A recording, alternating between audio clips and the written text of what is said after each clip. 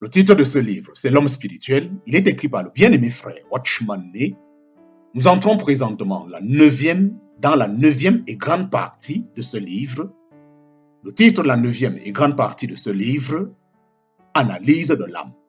Je répète, nous entrons présentement dans la neuvième et grande partie de ce livre.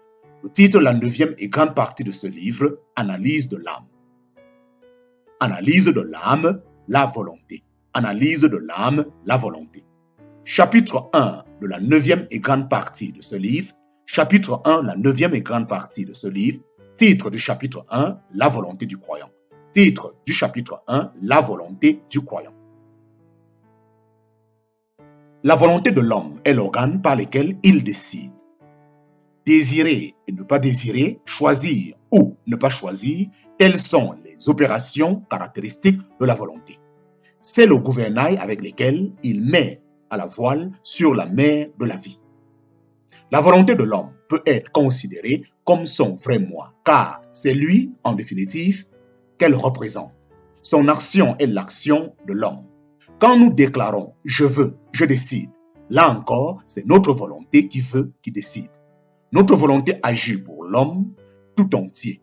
Notre volonté agit pour l'homme tout entier. Nos sentiments expriment simplement comment nous nous sentons. Notre intelligence nous dit simplement à quoi nous pensons. Mais notre volonté nous communique ce que nous voulons, ce que nous désirons. Elle est donc l'élément le plus important de toute notre personne.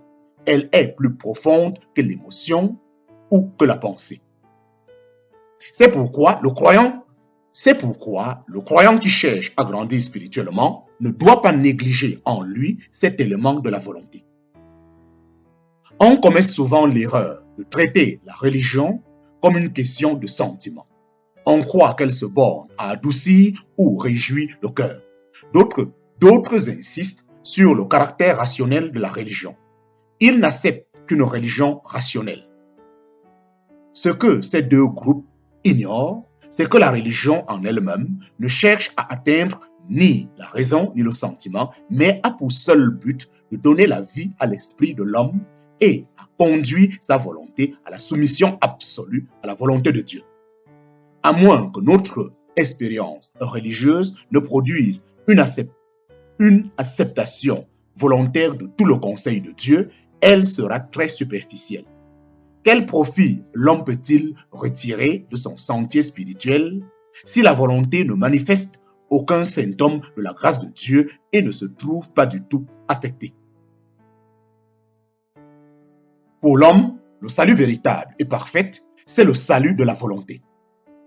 Plus nos belles expériences, plus nos plus belles expériences ne sont que vanité si elles ne sont pas assez profondes pour embrasser le salut de la volonté. Les sentiments les plus agréables et les pensées les plus lucides appartiennent au domaine extérieur. Dans sa foi en Dieu, l'homme peut trouver de la joie, du réconfort et de la paix intérieure. Il peut comprendre la majesté divine et amasser de nombreuses connaissances, mais réalise-t-il avec Dieu une union véritable si sa volonté n'est pas unie à celle de Dieu? C'est la conjonction des volontés qui assure la seule union véritable. C'est pourquoi, une fois qu'il a reçu la vie, le croyant ne doit pas être attentif seulement à son intuition, mais également à sa volonté. Une volonté libre. Une volonté libre. Dans notre analyse de l'homme, et plus spécialement de sa volonté, nous devons garder présent à la pensée le fait qu'il jouit d'une volonté libre.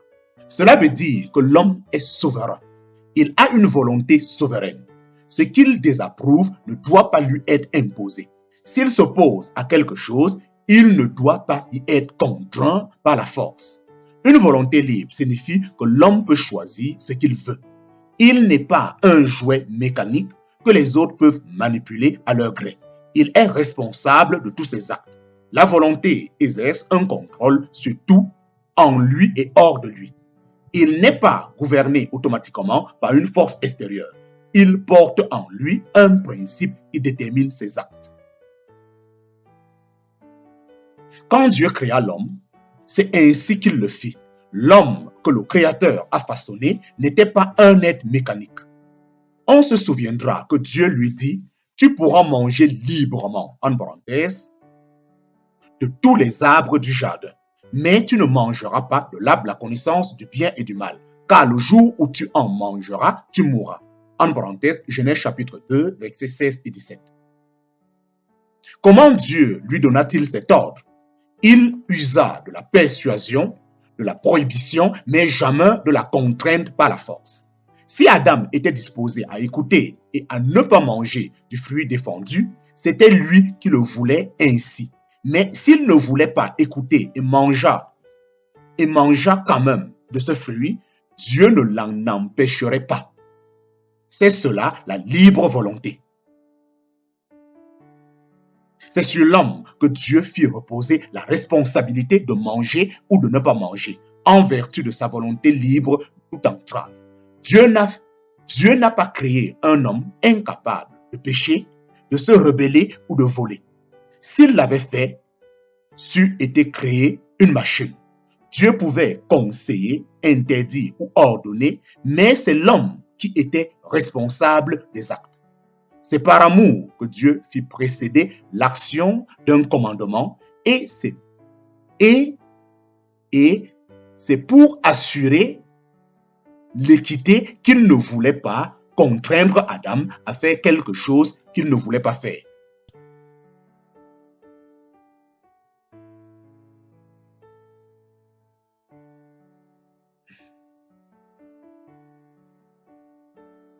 Si Adam était disposé à écouter et à ne pas manger du fruit défendu, c'était lui qui le voulait ainsi.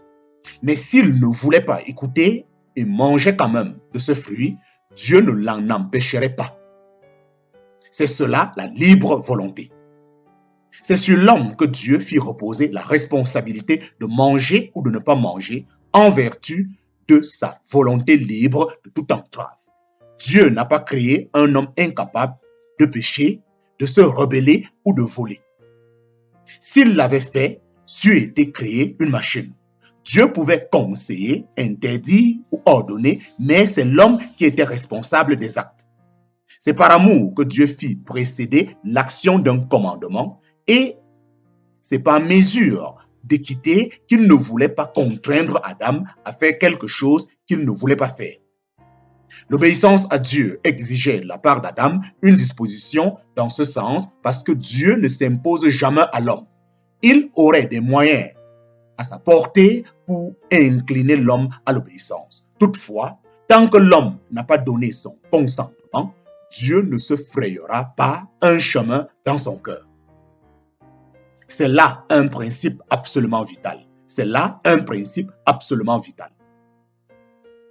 Nous verrons plus loin que le Créateur ne fait jamais rien qui soit contraire à ce principe. Tandis que les mauvais esprits ne se font aucun scrupule sur ce point. Nous pouvons par là reconnaître ce qui est de Dieu de ce qui n'est pas de Dieu.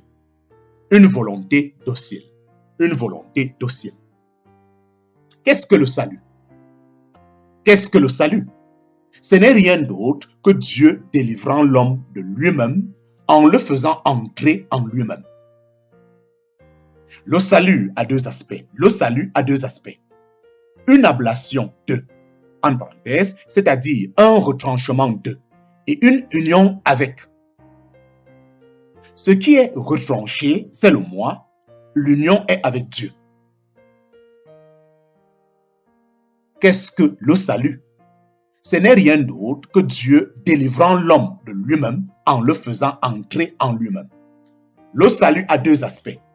Une ablation de, en parenthèse, c'est-à-dire un retranchement de, et une union avec. Ce qui est retranché, c'est le moi. L'union est avec Dieu.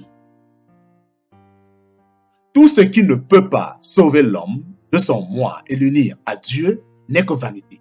Un vrai commencement spirituel implique la libération de la vie animale, en parenthèse naturelle, et l'entrée dans la vie divine.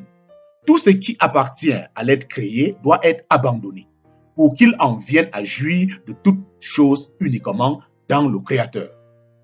Il faut que l'être créé disparaisse pour que le véritable salut puisse être manifesté. Ce n'est pas à l'abondance de nos biens que se mesure la vraie grandeur, mais à l'étendue de nos pertes. La vie authentique ne devient visible que par la rénonciation au vrai moi. Si la nature, la vie et les activités de l'être créé ne sont pas répudiées, la vie de Dieu ne dispose d'aucune voix pour s'exprimer. Notre moi est souvent l'ennemi de cette vie de Dieu. Ce n'est pas à l'abondance de nos biens que se mesure la vraie grandeur, mais à l'étendue de nos pertes. La vie authentique ne devient visible que par la rénonciation au vrai moi. Si la nature, la vie et les activités de l'être créé ne sont pas répudiées, la vie de Dieu ne dispose d'aucune voix pour s'exprimer. Notre moi est souvent l'ennemi de cette vie de Dieu. Notre croissance spirituelle ne produira qu'un être rabougri si nous n'avons pas l'intention, suivie de l'expérience de notre perte, de nous perdre nous-mêmes. Notre croissance spirituelle ne produira qu'un être rabougri si nous n'avons pas l'intention, suivie de l'expérience, de nous perdre nous-mêmes. Qu'est-il donc ce moi? Qu'est-il donc ce moi? Il est extrêmement difficile de répondre à cette question et notre réponse ne peut pas être absolument correcte. Mais si nous disons du moi qu'il est la volonté propre, nous ne serions pas loin de la vérité. Avant que la grâce de Dieu n'ait accompli son œuvre au-dedans, tout ce dont l'homme dispose, pécheur ou saint, est en général contraire à Dieu. La cause en est que l'homme appartient au domaine naturel, qui est l'exacte antithèse de la vie de Dieu. Le salut consiste donc à délivrer l'homme de sa volonté créée, naturelle, animale, charnelle, de sa volonté qui distille le moi, prenant par conséquent bien note de ceci.